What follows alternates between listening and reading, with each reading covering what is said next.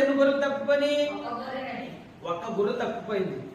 ఆయన సంతోషించాలో, పోయింది ఒకటే కదా. ఒక గొర్రె కోసం మనకి నష్టమే ఉంది. ఎన్ని గొర్రెలు ఉన్నాయి మనకి? 99 గొర్రెలు ఉన్నాయి కదా.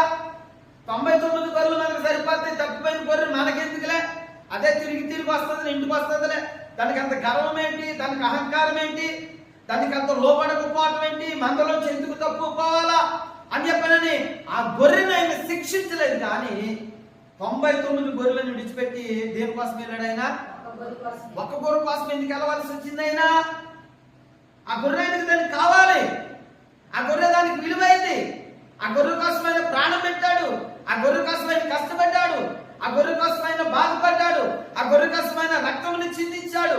ఆ గొర్రె కోసం ఆయన శ్రమలు పడ్డాడు. ఆ గొర్రె కోసం ఆయన గాయపరచబడ్డాడు. ఆ గొర్రె కోసం ఆయన ఉమ్ములు ఇచ్చుకున్నాడు, అరచేతితో కొట్టించుకున్నాడు, ఆయన అవమానించబడ్డాడు, హేళనించబడ్డాడు. ఆ గొర్రె ఆయనకి చాలా ప్రాముఖ్యమైనది. 99 గొర్రెలు విడిచిపెట్టి తప్పిపోయిన గొర్రె కోసం ఆయన వెళ్ళాడు. దేవుని బిడ్డారా,